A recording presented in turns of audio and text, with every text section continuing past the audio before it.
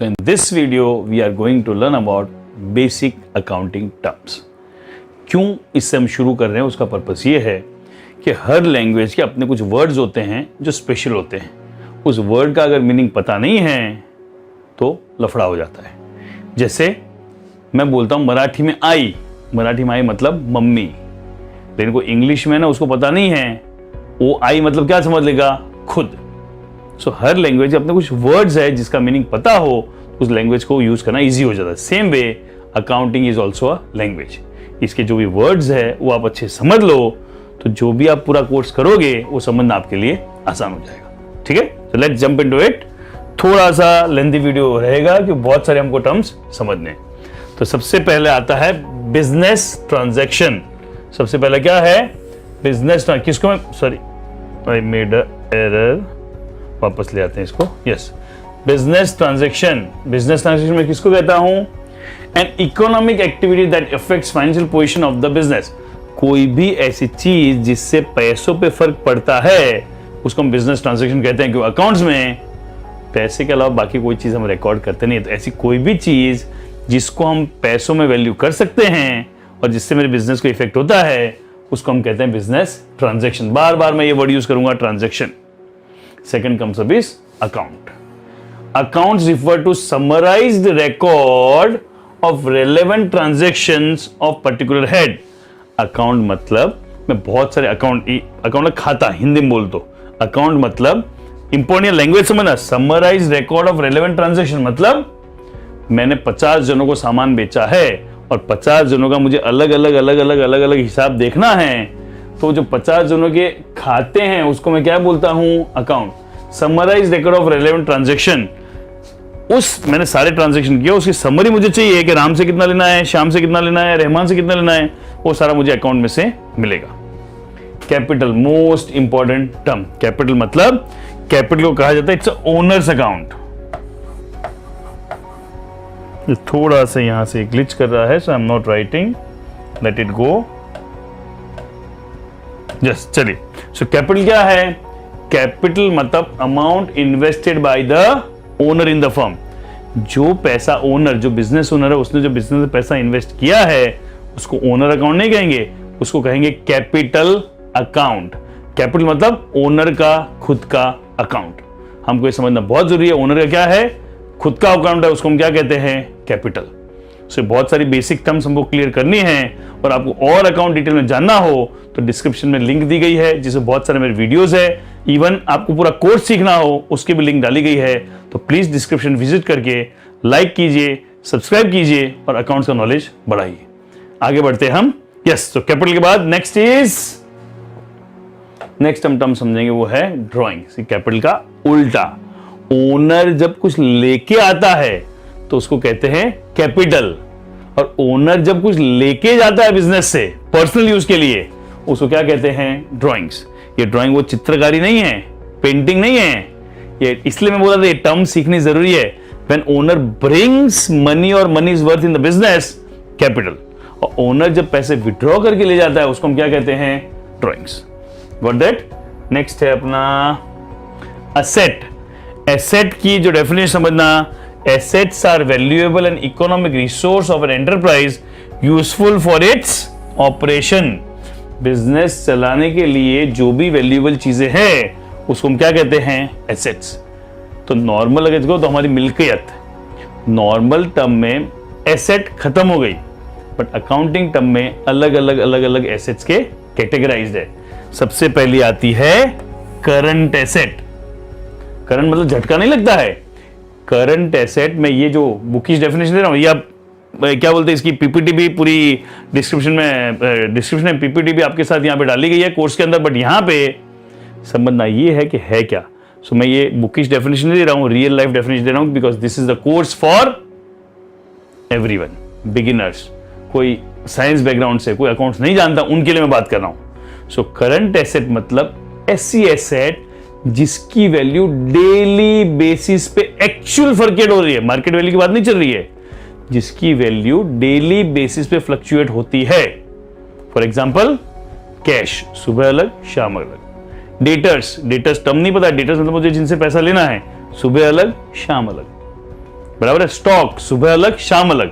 तो ऐसी एसेट जो एसेट है मेरी मिल्कियत है, बट जो सुबह शाम फ्लक्चुएट होती रहती है, वो आती है जाती है, आती है जाती है, फिक्स नहीं रहती है। इट्स करंट, वो लाइव है, करंट रहती है, इसलिए उसको क्या कहते हैं? Current asset. नेक्स्ट पार्ट आता है non current asset. Non current asset को दूसरा एक वर्ड यूज किया आजकल, नॉन करंट एसेट बहुत पॉपुलर है उसको आजकल, बट फॉर्मली इसको कहा जाता है फिक्स्ड एसेट।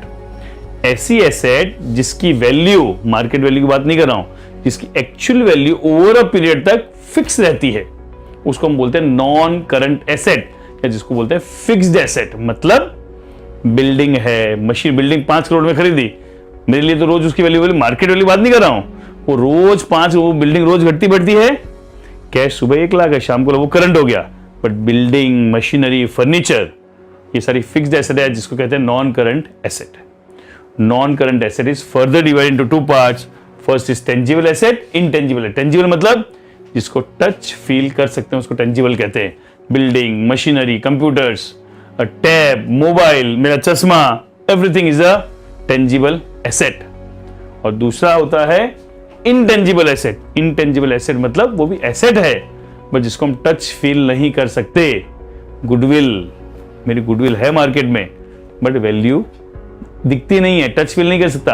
कॉपीराइट, पेटेंट, जो बुक्स लिखते हैं उनको कॉपीराइट होते हैं, जिसकी वैल्यू है वो कॉपीराइट बेच के पैसे ले सकते हैं। फ्रेंचाइजी फीस, ये सारी एसेट्स है, क्योंकि इनको बेच के मुझे पैसा मिलता है, लेकिन these are intangible assets. Got that? So I hope assets वाला पार्ट क्लियर है। आगे बढ़ते हैं। Next, liabilities. एसेट का उल्टा लायबिलिटी। एसेट मतलब या तो मुझे किसी से पैसे लेने हैं या जिसको बेच के पैसे खड़े हो सकते हैं। लायबिलिटी मतलब मुझे किसी को पैसे चुकाने हैं, पेएबल है। सो लायबिलिटी आर ऑब्लिगेशंस और debt that a enterprise has to pay after some time in the future. Liability का क्लासिफिकेशन क्या है? सबसे पहला current liability, non current liability. Same like asset, जिन लायबिलिटी की वैल्यू डेली बेसिस पे fluctuate होती है। क्रेडिटर्स, किसी को पैसे चुकाने सुबह अलग होंगे, शाम अलग होंगे, बराबर है। मेरा कोई क्या बोलते हैं शॉर्ट टर्म लोन लिया हुआ है, सुबह अलग होगा, शाम अलग होगा। बिल्स पेएबल आते हैं, जो आगे मैं टर्म सिखाऊंगा, सुबह अलग, शाम अलग। तो ये सारे क्या हो गए? Current liabilities. और नॉन करंट लायबिलिटी मतलब जो लॉन्ग टर्म फिक्स रहते हैं। मैंने सपोज करो 5 करोड़ रुपए का लोन लिया है अपनी बिल्डिंग खरीदने के लिए। सो लोन की वैल्यू क्या होगी? डेली बेसिस पे फ्लक्चुएट नहीं होगी। So non current liability those obligation और debt that are payable after a period of 1 year. 1 साल से लेट देना वो नॉन करंट है, 1 साल के अंदर अंदर पे करना उसको क्या बोलते हैं? Current liabilities.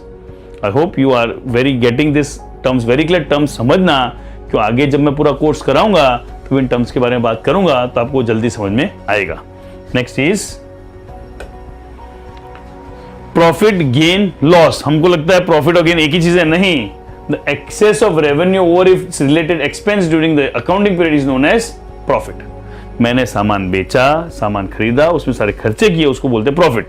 जो आप लोग प्रॉफिट समझते वही है, but gain is a non recurring profit from an event और transaction include incident to the business such as sale of fixed asset, appropriation of its value is asset. मतलब profit किसको बोलता हूं? मैंने 100 रुपए का सामान लिया, 200 में बेचा, 100 रुपए बचे, उसमें से मेरे इलेक्ट्रिसिटी, रेंट, सैलरी सब खर्चे की, जो बच गया वो प्रॉफिट, जो देसी आप करते हो, नॉर्मल हम करते हैं।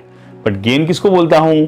जो मेरा रूटीन बिजनेस नहीं है, बट कहीं से मुझे एडिशनल प्रॉफिट मिलता है।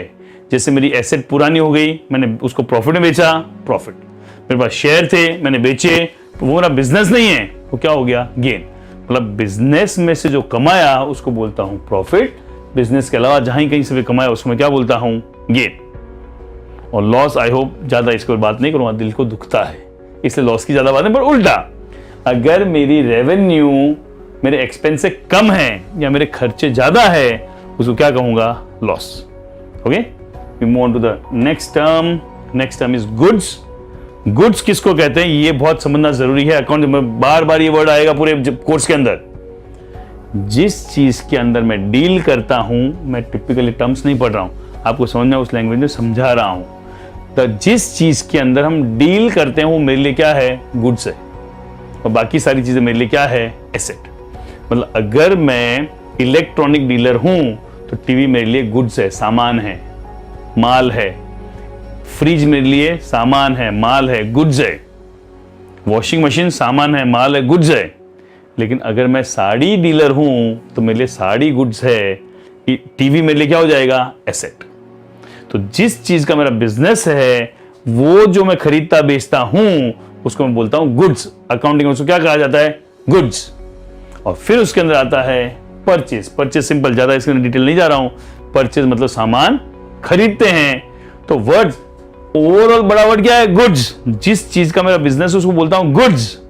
लेकिन जब खरीदूंगा तो उसको बोलूंगा परचेज, और जब बेचूंगा तब उसको बोलूंगा, सॉरी, जब खरीदूंगा तब बोलूंगा परचेज, बेचूंगा तब बोलूंगा सेल।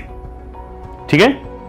नेक्स्ट इज, ये बहुत इंपॉर्टेंट है, one of the important concept you need to understand is revenue receipt, capital receipt. So what is revenue receipt? Day to day business में जो आप पैसे सामान बेचते हो और जो पैसे मिलते हैं उसको कहा जाता है revenue receipt. Day to day business में जो सामान बेच के मुझे जो पैसे मिलते हैं उसको मैं बोलता हूं रेवेन्यू रिसीट। लेकिन कुछ एक्सेप्शनल आइटम बेचता हूं, उसमें से जो मेरी इनकम या प्रॉफिट जनरेट होता है उसको बोलता हूं रेवेन्यू, सॉरी, कैपिटल रिसीट। मतलब मैंने 100 रुपए का सामान 200 रुपए में बेचा तो 200 रुपए मेरी रेवेन्यू रिसीट हुई।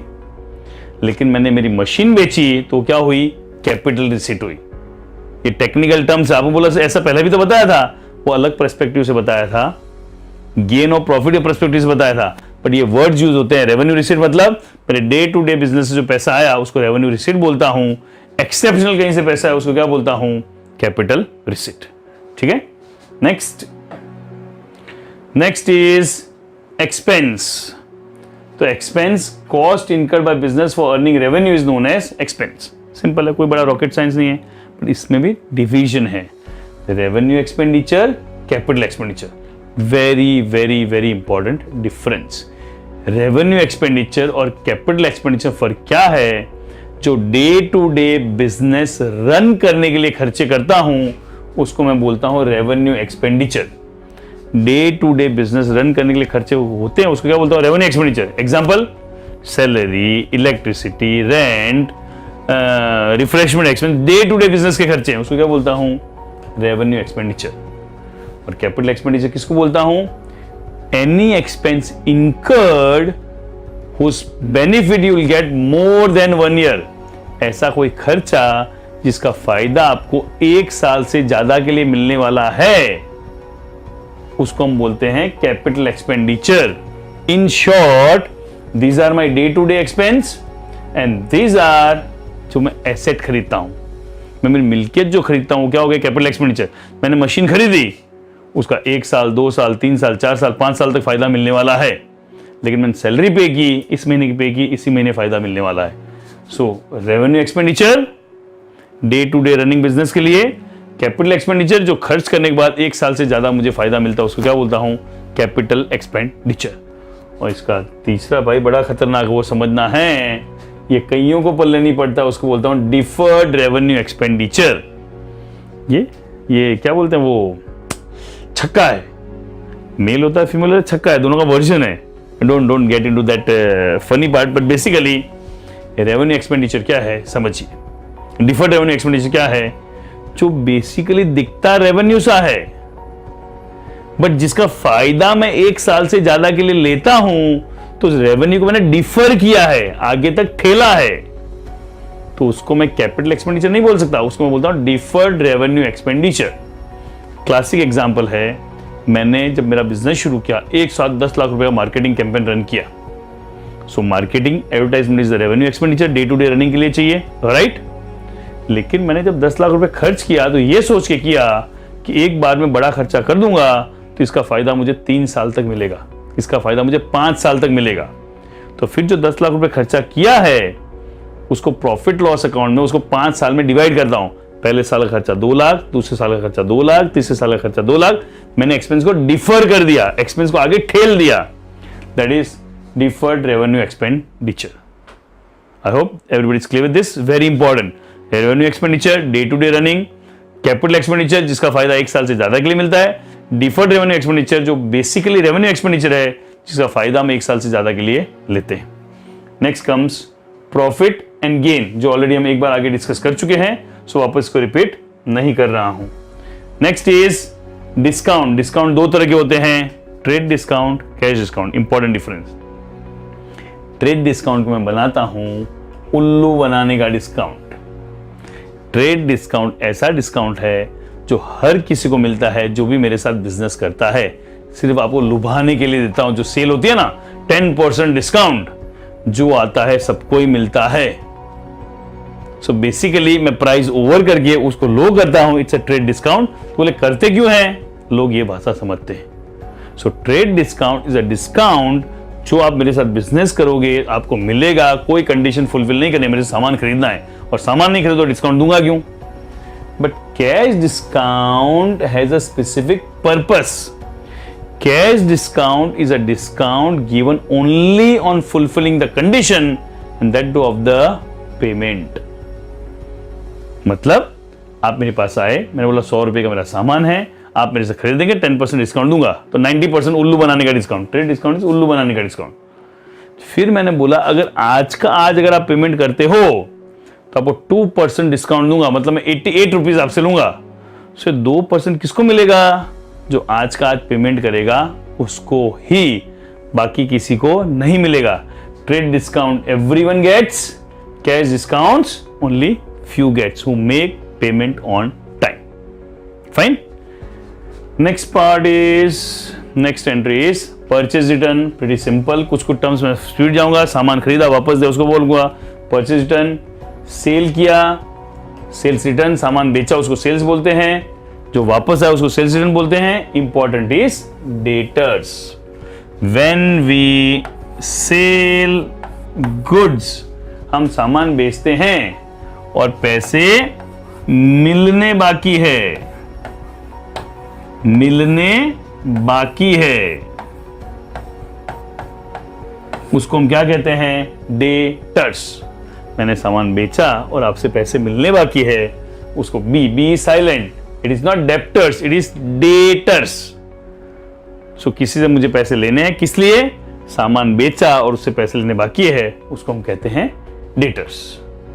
ये सारी टर्म्स आगे काम लगेगी। Next is creditors. डेटर्स का उल्टा, किसी से सामान खरीदा, दिस इज फॉर परचेज। किसी से सामान खरीदा और पैसे चुकाने बाकी है, उसको बोलते हैं creditors. Then two technical terms, bills receivable, bills payable. एक होता है चेक, एक होता है ड्राफ्ट, एक होता है बिल्स रिसीवेबल। बिल्स रिसीवेबल जिसको बोलते हैं, एक ऑन बॉन्ड पेपर लिख के प्रॉमिस करता हूं, मेरे पास कोई चेक नहीं, बॉन्ड पेपर लिख के प्रॉमिस करता हूं, I Naveen agree to pay you so and so amount on so and so date. और मेरी मार्केट में उतनी गुडविल है कि लेटर आप कहीं पे भी लेके जाओगे तो उतने पैसे आपको कोई भी वैलिडेट करके पैसे देगा, उसकी रिस्पेक्ट करेगा, उसको बोलते हैं बिल्स रिसीवेबल। और उसका उल्टा, आपके लिए बिल रिसीवेबल हुआ, मैंने किया तो मेरे लिए बिल पेएबल हो गया। So you need to understand this. Next is stock. मैंने सामान परचेज किया, उसमें से सामान सेल किया, जो बच गया दैट इज माय स्टॉक। ठीक है। कॉस्ट, कॉस्ट किसको कहता हूं, मैं जब भी कोई सामान खरीदता हूं उसको जहां पे है वहां से मेरे घर तक लाने की और उसको यूज करने का जो भी खर्चा होता है उसको कॉस्ट कहता हूं। सिर्फ कॉस्ट उसको नहीं बोलता हूं कितने का है, 100 रुपए का सामान है बट मैं चाइना से इंपोर्ट कर रहा हूं तो उसके ऊपर इंपोर्ट ड्यूटी लगेगी, उसका वो फेयर लगेगा, उसका लोडिंग अनलोडिंग लगेगा, भाड़ा लगेगा, उस चीज को मेरे घर तक लाने का जो भी खर्चा होगा वो सब कुछ कॉस्ट में ऐड होगा। And last and final term comes up is voucher. Voucher किसको बोलता हूं, हम जो पूरा अकाउंट सीखेंगे उसमें ट्रांजैक्शन दूंगा, 1 2 3 4 5 6 7 8 लिख के दूंगा, लेकिन अकाउंट जब आप अपने पापा को या अपने बिजनेस में लिखने बैठोगे तो क्या होगा, दैट बी वाउचर्स। परचेज का ट्रांजैक्शन नहीं होगा, परचेज का बिल होगा, सेल का बिल होगा, पेमेंट करो उसकी रिसीट होगी, बैंक में डिपॉजिट करो उसकी बैंक पेइंग स्लिप होगी।